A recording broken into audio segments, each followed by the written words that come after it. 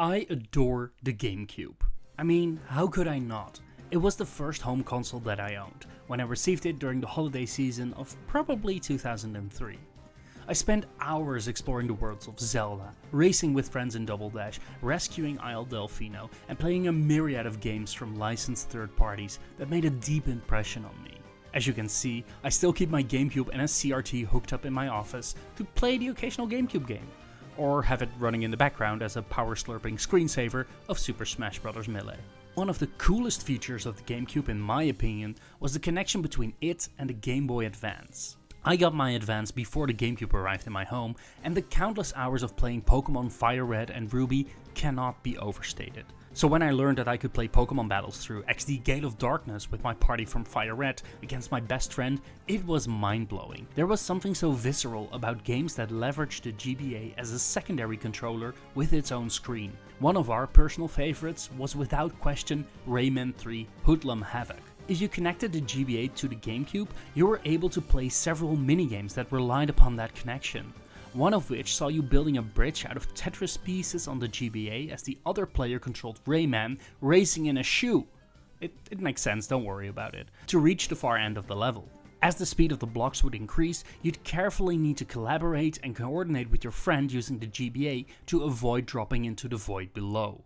Please pretend like there's a friend sitting next to me holding this Game Boy Advance. Enter April 2025. The Switch 2 is revealed, and among the list of games, Nintendo GameCube makes its grand return.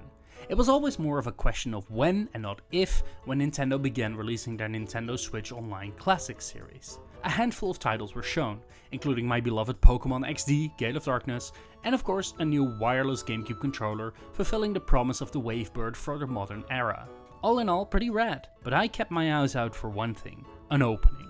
A way to check and see the limits of GameCube on Nintendo Switch 2. Shortly after the presentation, it was listed alongside the endless list of support caveats about what the Switch 2 can and cannot do. The Nintendo GameCube controller adapter would be supported on Nintendo Switch 2. My mind went ablaze. All the pieces were aligned. Could this be the revival of a feature so long dormant that everyone wouldn't even think about this when the Nintendo Switch 2 was revealed? Mario Kart World got everyone's attention, but I was dead set on one thing. And as soon as I got my Nintendo Switch 2, there was a thing I was put on this earth for to test and try out. Would it be possible to connect the GameCube controller adapter to the Nintendo Switch 2 and use the GBA through the GBA to GameCube link cable? If everyone was out there playing Mario Kart World, I would need to rise up to the challenge, resist, and seek out a man who could be my salvation from this question. I would need to find a man dressed in green, pretending to be a fairy. I would need to find Tingle. Now, for those unaware, out of the launch titles available on Nintendo Switch Online, The Wind Waker is the ideal test case for trying out GBA to GameCube connection. After the opening hours of the game, you arrive at Windfall Island, where you are finally free to explore and roam a small town. One of these buildings houses a convicted felon, who was caught trying to steal a fancy Pictobox. Tingle is, for all intents and purposes, a strange little man, but he's easily, perhaps too easily, freed from his containment. He presents Link with the Tingle Tuner.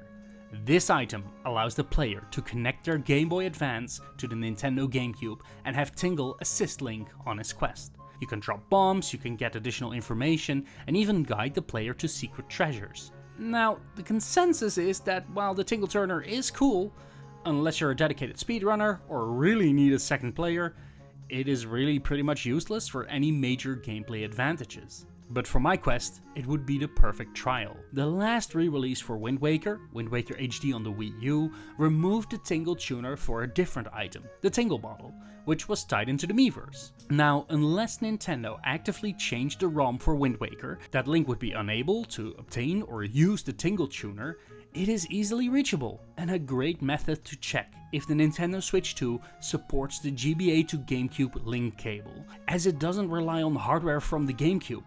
It just needs to connect with the software, and I can connect it through the GameCube controller adapter. But as time is of the essence when covering the Nintendo Switch 2 and its games, thank you Nintendo for not sending any review units to press, I wanted this to be a little bit special. See, this could just as easily be a social media post. Hey look, the cable works, or it does not work. is about as straightforward as one can get. No, I wanted to see if I could challenge myself to get as good as possible at the opening hour of Wind Waker and reach Tingle in the fastest way possible. So I started to learn how to speedrun the opening hour. Full disclosure, I've never attempted a serious speedrun. While Neon White is a modern example that got its hooks into me with wanting to get faster at a game, its segmented level structure was as far as I dared to venture into this. But Wind Waker's on a whole different level, with glitches and tricks and skips, and as we don't know how the Wind Waker on GameCube Nintendo Switch Online will perform, it was best to just take this from the top. So, I quickly identified 3 hurdles for getting to Windfall Island as fast as possible. First, the cutscenes. The opening of Wind Waker has several long cutscenes that cannot be skipped in any way or form. From the scroll, to meeting Tetra and her bands of pirates, to Errol getting snatched by the Helmarock King, to entering and exiting the Forsaken Fortress. Unfortunately, not much can be done about that. But cutscenes have a tendency to lull me into a false sense of comfort. Dangerous, especially when attempting a speedrun. Then there was the fast movement. Rolls and side jumps will be a key ally to quickly run in and get what I need from Grandma, and then make my way to grab the sword and save Tetra. But the next hurdle is a sneaky one, and one I needed to train for. Nico's Jump Rope Challenge. So Nico, the lovable goof of Tetra's crew, has a special course laid out for you to traverse and get your way across to get used to the movement when swinging on ropes and jumping on platforms. Essential when making your way through this Forsaken Fortress. Now, taking your time and doing this is surprisingly easy, but with the analog stick on the GameCube movement, it can feel a little bit stiff. So this is where my training montage would take place, jumping and grabbing and resetting over and over again until I could complete it in less than a minute. Let's hope that my skills would translate over to the Nintendo Switch too. Finally, the Forsaken Fortress. For those of you who have played this bit of the game, it is one that is particularly challenging, as for the first part of the fortress, you are without a sword, and you need to stealthily make your way through the fortress. Getting caught puts you in a jail cell and costs you a lot of time. Additionally, the fortress is very much structured like a maze, so navigating your way through and not getting caught by spotlights or moblins is essential for this bit of the game. I'd watch Let's Plays and speedruns to spot the optimal route. Thankfully, there are guides for beginners, so making my way through the fortress was pretty easily mapped out. I just needed to learn the patterns for the spotlights, know which guards to take down so that I could make my way to the sword, and then I'd be in the home stretch running for the cell where that green thief was doing his time. In all honesty, it was fun. While in the back of my mind a seed would linger that said, "This is stupid, of course it wouldn't work, this is Nintendo we're talking about here." Which would then be drowned out by a seed that says, "Of course this will work, this is Nintendo we're talking about here, they wouldn't change the programming for a 23-year-old game." As I make my way back and forth between Nico's jumps and the Forsaken Fortress, I got a feeling for the game. How it would operate, and especially realizing that Wind Waker is still a great game, y'all. Yes, I'd like to have the HD port on Switch too, but man, the original holds up so well, and it's really exciting to have a new generation of players get to experience it for the very first time. But the time arrived. June 5th rolled around and my Switch 2 arrived on the doorstep. I didn't bother to boot up Mario Kart World. I had my capture station all set up, I started my humble livestream, and went to work to capture my live reaction. And here's what happened. He made a very large jump. I want to do that large jump. Well, it will take me 1 year to learn a proper speedrun, I'm sure, and that will be a rough year. Alright, cool. So, we're gonna go here, and do it like this, and then fuck! Alright, one down.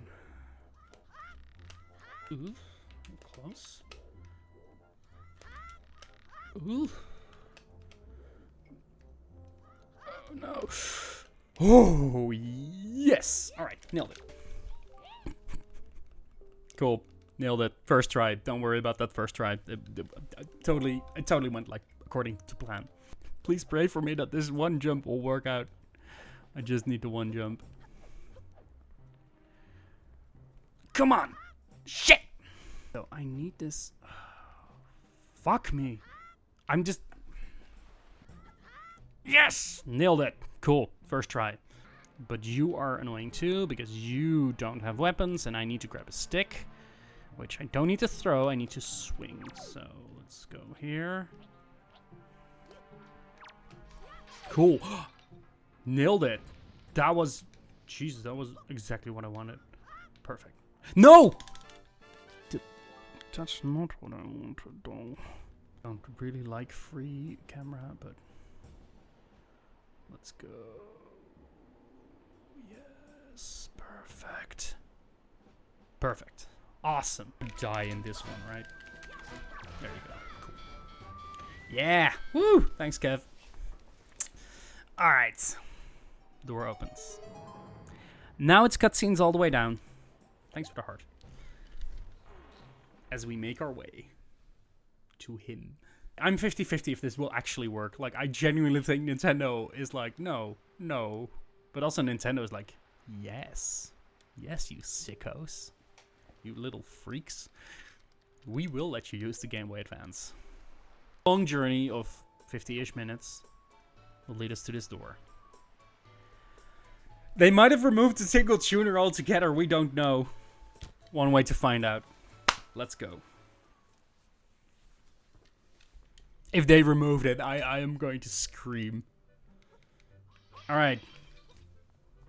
You're free. Now help me out here.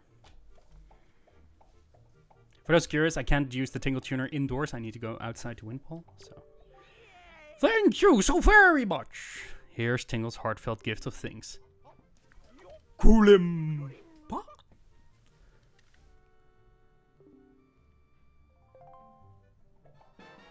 They left it in. They left it in. It says Game Boy Advance. They left it in. All right. We're good. For now. We have our Game Boy. We have the official GameCube link cable, which I will first try to use the item without it being controlled. There's no Game Boy Advance connected. That's good. So, here's the moment of truth. I'm going to plug it into my GameCube controller adapter. It's in. So now, what I'm going to do, I'm going to turn on the Game Boy. It should not show anything. It should just be the game lighting up. That's good. And I'm going to activate it. There's no Game Boy Advance connected. It doesn't work, I think. Okay, we're going to give it one more shot. Gonna turn on the Game Boy Advance. There's no Game Boy Advance connected. It doesn't register the Game Boy Advance. Gonna try it again. There's no Game Boy Advance. So there you go. Yeah. Usually you get a little green Nintendo thing below it. But no, it doesn't show up. I'll try it one more time. Turning it off. Turning it on.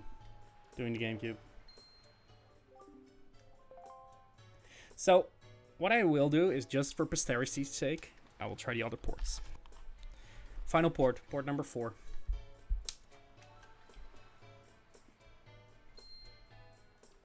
Port number 4.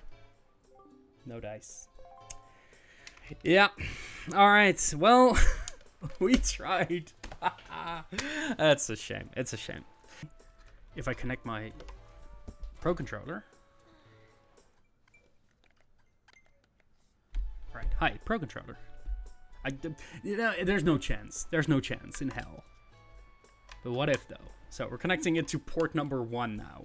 We know port number 1 works, so let's see. There's no Game Boy connected. So let's see. We're turning it on. That's cool. And let's see. Nope. Nope. Okay. I really exhausted all my I really exhausted all my get out of jail for free cards. It does not work. That's a shame. Okay, well, maybe I should have listened to the voice inside my head. It was obvious that with this madness of an approach, using the GameCube controller adapter and the GameCube GBA link cable would have always had multiple points of failure, and not being able to use it on the Nintendo Switch 2 should have been expected. But man, I feel like we got so close and could have gotten such a new appreciation for a lot of older GBA and GameCube games that made use of this functionality. Technically, it is now still impossible to complete the full decks in Pokemon XD Gale of Darkness, as you cannot connect your Pokemon Ruby, Sapphire, Emerald, or Fire Red and Leaf Green cartridge to the Nintendo Switch Online version. Perhaps one day an update may come in and save this feature for those who still keep their GBA around. In the end, I did have fun with Wind Waker and playing it for this experiment, so I'll probably stick around and finish the game at some point. But now it's time for Mario Kart. I'd like to thank you all for watching this wild experiment that honestly could have been a text post. It's been a wild ride learning about this ever since the Nintendo Switch 2 reveal in April. I hope most of you are having fun with the Nintendo Switch 2 and stay tuned for coverage on the system and its many games via our website and channels for Nintendo World Report. This is Willem, signing off. This video was made possible by our generous supporters on Patreon. Did you know that Nintendo World Report is funded directly by fans like you? When you support Nintendo World Report on Patreon, you get immediate access to multiple exclusive podcasts every month, exclusive Discord channels, an early look at select content, and more, all for as little as $1 a month. Check out patreon.com/NWR for all the details.